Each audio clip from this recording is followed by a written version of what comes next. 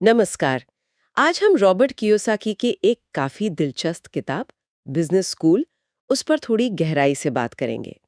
ये किताब है ना, ये पारंपरिक पढ़ाई लिखाई से थोड़ी अलग है। मतलब ये उस शिक्षा पर जोर देती है जिससे असल में पैसा कमाया जा सके। हाँ, तो हम ये समझने की कोशिश करेंगे कि कियोसाकी क्यों नेटवर्क मार्केटिंग को सिर्फ सामान बेचने से कहीं ज्यादा मानते हैं।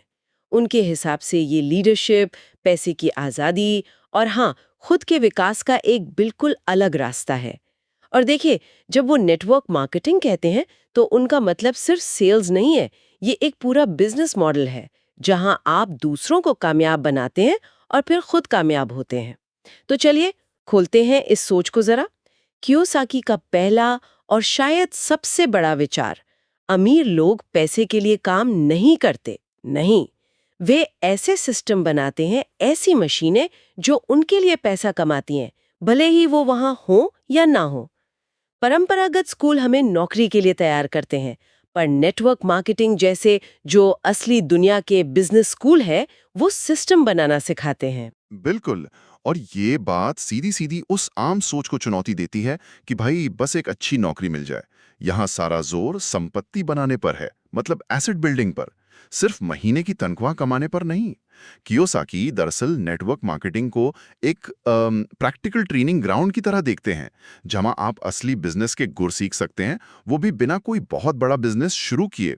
और कियोसाकी एक और बात कहते हैं कि आपकी जो नेटवर्थ है, यानी आपकी कुल संपत्ति, वो काफी हद तक आपके नेटवर्क पर निर्भर करती है। और इसमें दिलचस्प बात यह है कि नेटवर्क मार्केटिंग में असली ताकत सिर्फ प्रोडक्ट बेचने में नहीं है, हाँ बिल्कुल नहीं। बल्कि लीडर बनाने में है, उन लोगों को तैयार करने में जो आगे टीम संभाल सकें। जी, ये एक बहुत महत्वपूर्ण अंतर है। फोकस सिर्फ लेन-देन पर नहीं है, बात लोगों को विकसित करने की है, एक टिकाऊ टीम बनाने की है, और ये लंबे समय में कहीं ज्यादा मूल्यवान साबित हो सकता है। सोचिए, स्कूल में अगर कोई गलती हो जाए तो। हाँ बिल्कुल, डर बैठ जाते गलती करने से। पर कियोसाकी के इस बिजनेस स्कूल में, जैसा वो कहते हैं, गलतियां वो तो सीखने का हिस्सा है। बल्कि जरूरी हिस्सा है।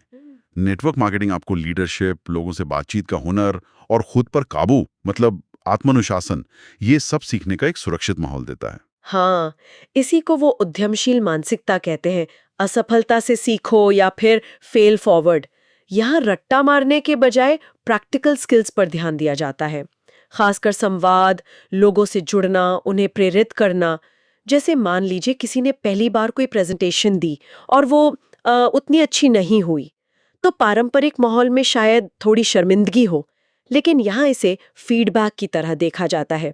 अच्छा, अगली बार क्या बेहतर करना है, ये सबक मिलता है। और हाँ, कियोसाकी का वो मशहूर कैश फ्लो क्वाड्रेंट, वो तो शायद कई लोगों ने सुना ही होगा।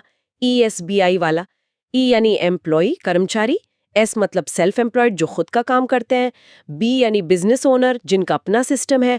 और आई मतलब इन्वेस्टर, निवेशक। जी। कियोसाकी का तर्क ये है कि नेटवर्क मार्केटिंग आपको ई या एस क्वाड्रेंट से निकलकर बी क्वाड्रेंट में जाने में मदद कर सकता है। मतलब एक ऐसा सिस्टम बनाने में जो आपके बिना भी चलता रहे, आपके वहां ना होने पर भी। हाँ, ये सुनने में तो आसान लगता है, पर ये असल में सोच का एक बहुत बड़ा बदलाव है। ये सिर्फ काम बदलना नहीं है, ये पैसा कमाने और जिंदगी जीने के पूरे नजरिए को बदलना है। हाँ, ये वित्तीय स्वतंत्रता की तरफ एक सीढ़ी, एक संभावित रास्ता जरूर हो सकता है, खासकर उन लोगों के लिए जो नौकरी के उस बंधे बंधाए दायरे से निकलकर अपना कुछ बनाना चाहते हैं, भले ही शुरुआत में पार्ट टाइम ही क्यों ना हो। और शायद जो बात सबसे ज्यादा लुभाती है, वो है कम जोखिम में सीखने का इतना बड़ा मौका मिलना। कोई पारंपरिक बिजनेस शुरू करने में सोचिए अक्सर कितना पैसा लगता है और कितना बड़ा जोखिम होता है। हाँ, काफी ज्यादा। नेटवर्क मार्केटिंग में आमतौर पर शुरुआती निवेश बहुत कम होता है और सीखने की प्रक्रिया वो काम करने के साथ साथ चलती रहती है।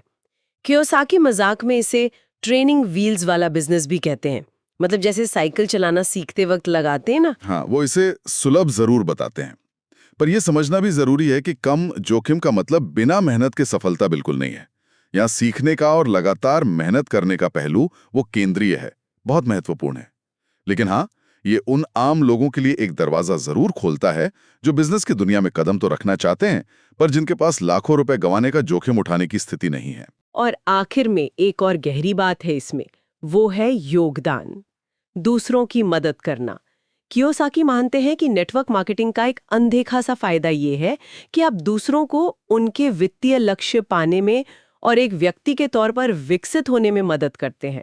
ये सोच वाकई में अहम है कि सफलता सिर्फ अपनी जेब भरने तक ही सीमित नहीं है, बल्कि आप दूसरों के जीवन पर भी एक सकारात्मक प्रभाव डाल रहे हैं। जैसा कहा भी जाता है, आप दूसरों को अमीर बनाकर अमीर बनते हैं। हालांकि ये बात भी उतनी ही सच है कि इस मॉडल की सफलता बहुत कुछ व्यक्ति के अपने समर्पण, उसे मिली सही ट्रेनिंग और हाँ, जिस कंपनी के साथ वो जुड़ा है उसके सिस्टम पर भी निर्भर करती है। ये कोई जादू की छड़ी नहीं है। तो कियोसाकी की बिजनेस स्कूल से हमने क्या समझा? अगर सार निकालें तो उनके नजरिए से नेटवर्क मार्केटिंग सिर्फ पैसा कमाने का एक और तरीका भर नहीं है। ये लीडरशिप सीखने, एक सिस्टम बनाने की कला को समझने और शायद वित्तीय आजादी की तरफ बढ़ने का एक जरिया हो सकता है। बिल्कुल, निचोड़ यही है कि नेटवर्क मार्केटिंग अगर इसे सही इरादे और सही सिद्धांतों के साथ किया जाए तो ये वित्तीय शिक्षा और व्यक्तिगत विकास का एक शक्तिशाली मंच बन सकता है।